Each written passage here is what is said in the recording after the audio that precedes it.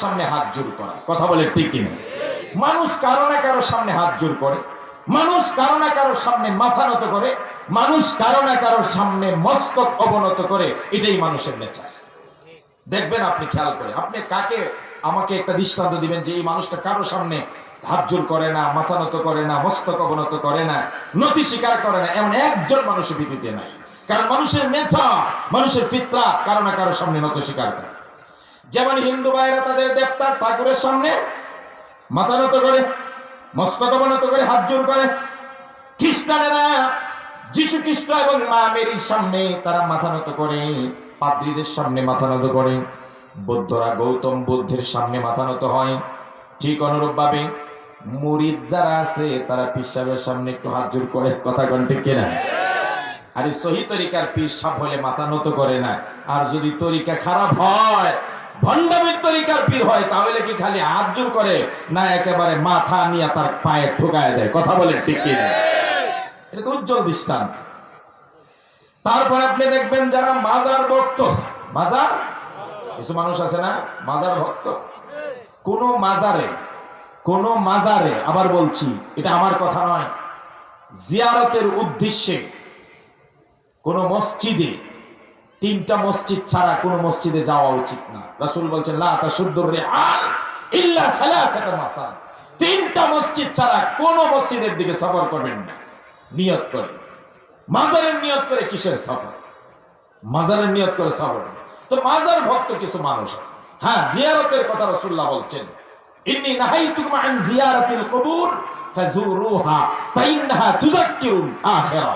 রাসূলুল্লাহ বলেন, আমি একটা সময় কবর জিয়ারত নিষিদ্ধ করেছিলাম, তবে এখন বলছি তোমরা কবর জিয়ারত করো, কারণ কবর জিয়ারত মানুষকে পরকালের কথা স্মরণ করায় দেয়, কথা বলে ঠিক কি না? তার মানে কি মাজারে গিয়ে সেজদা দেওয়া? তো মাজার ভক্ত যারা আছে এরা মাজারে গিয়ে সেজদা দেয়, মস্তক অবনত করে। বাবা ভক্ত যারা আছে, শিকল বাবা, লেংড়া বাবা, বদনা বাবা, উল্টা বাবা, পাল্টা বাবা আছে না নাই? কথা বলেন আছে না নাই? মোহাম্মদপুর জামিয়া রহমানিয়া থেকে আমি লেখাপড়া করেছি। 7 মসজিদের ঠিক সামনে 5তলা ভবন, সেখানকার মোহাম্মদপুরে একটা পাগল আছে। আমরা পাগল বলি, কিন্তু যারা মানে এরা তো কয় পিসাব। এই পিসাবের আপাদ মস্তক টপ টু বটম, একেবারে মাথার চুলের গোড়া থেকে পায়ের নখ পর্যন্ত এক টুকরা কাপড় নেই। সবাই নাউজুবিল্লাহ বলবেন, ঘৃণা ভরে বলেন না নাউজুবিল্লাহ। বলবেন হুজুর তাইলে সে লজ্জাস্থান ঢাকে কি দিয়ে? সারা শরীরে জিঞ্জির পেঁচায় রাখছে। কি পেঁচায় রাখছে? জিঞ্জির। সপ্তাহ অথবা 15 দিন পরে সে একদিন বাইর হয় রাস্তায়।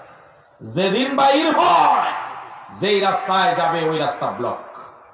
তার পেছনে আমাদের মতো সাধারণ শ্রমিক পাবলিক না, ঢাকা শহরের কোটিপতি, বাড়িওয়ালা, শিল্পপতি, শিক্ষিত, আধুনিক নারী পুরুষের লাইন ধরে যায়। নাউজুবিল্লাহ বললেন না? কি যে মজা পায়, জিজ্ঞেস করলে বলে আছে রে অনেক কিছু আছে, বাবার কাছে অনেক কিছু আছে, যা আছে তো সব দৃশ্যমান, লুকানোটি কিছু। কথা কয় না?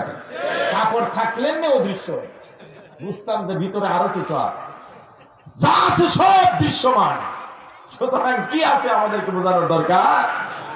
আমি যেটা বুঝাইতে চাইছিলাম, এই জিঞ্জির বাবা যখন বের হয় তার পিছনে মানুষের ভিড় লেগে যায়।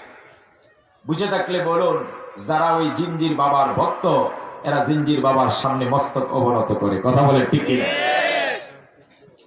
প্রিয় ভাইয়েরা আমার, যারা কর্মী আছেন এরা নেতার সামনে কথা কয় না।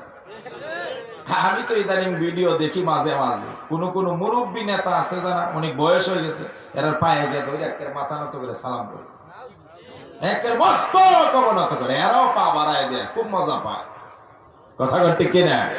তাহলে কর্মীরা মাথা নত করে, হাত জোর করে নেতার সামনে, ছাত্ররা শিক্ষকের সামনে হাত জোর করেন, শ্রমিকরা মালিকের সামনে একটু কাকুতি করতেই হয়। কথা কয় না? কথা বুঝেন না আপনারা? উপরেরটাও সেলুট মারে, নিচেরটাও মারে, মারে না?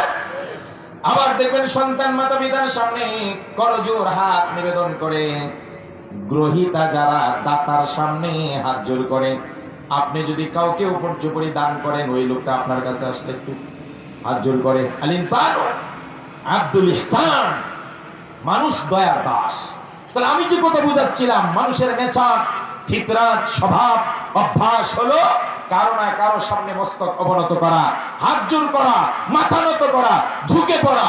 কিন্তু আমি যদি আপনাদেরকে এখানে যারা জিজ্ঞেস করি, যদি যারা আছেন, আমরা যারা মুসলমান, আল ইসলাম গাদ্দান নেহাদান বা ইতাআত, ইসলাম শব্দের অর্থ হলো আনুগত্যের সাথে মস্তক অবনত করা। মুসলমান যদি মস্তক অবনত করতে হয়, হাত জোর করতে হয়, মাথা নত করতে হয়, মাথা ঝুঁকিয়ে দিতে হয়, কপাল আর নাক দিয়া যদি কারোর সামনে নতি স্বীকার করতে হয়, তিনি একজন আকাশের মালিক, জমিনের মালিক, মালিকের মালিক, রাজাদিরাজ রব্বে কারীম। তেনার নাম কি? আল্লাহ নামটা আমি যত চিৎকার করে বলছি, আপনারাও এত চিৎকার করে বলতে পারেন না। বলেন আল্লাহ। তার সামনে ঝুঁকবেন।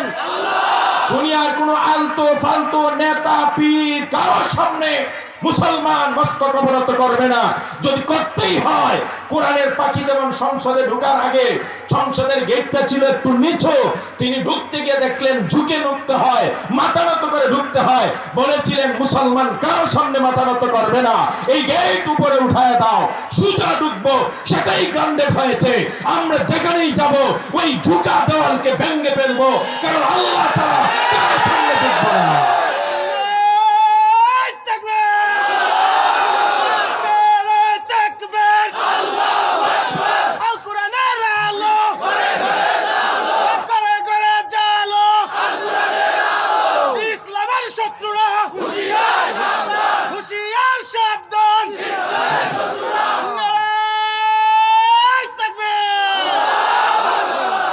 মুসলমান ভাইয়েরা রে আমার, এই জন্য মুসলমান এক জায়গায় ঝুঁকবে, মাথা নত করবে, সেটা হলো আল্লাহর কাছে, দাসত্ব স্বীকার করবে আল্লাহর কাছে।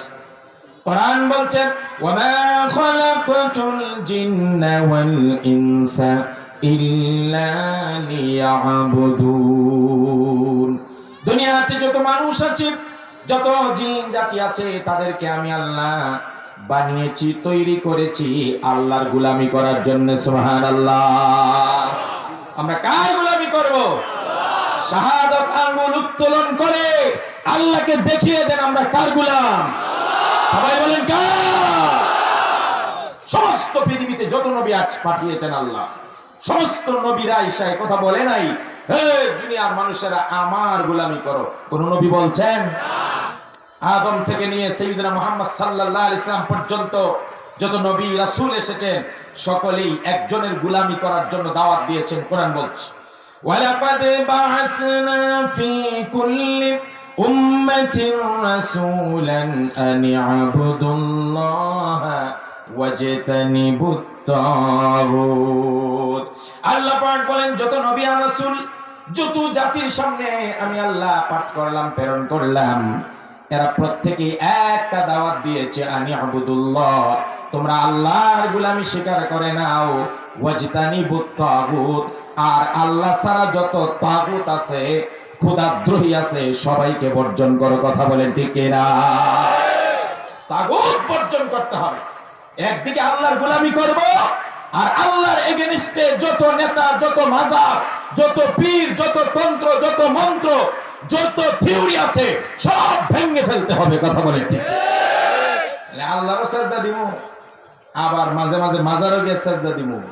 বলে আল্লাহ বি খুশ রাহে আর ভগবান বি বেজার না হোক। আল্লাহ খুশি থাকুক, ভগবানও বেজার না হোক।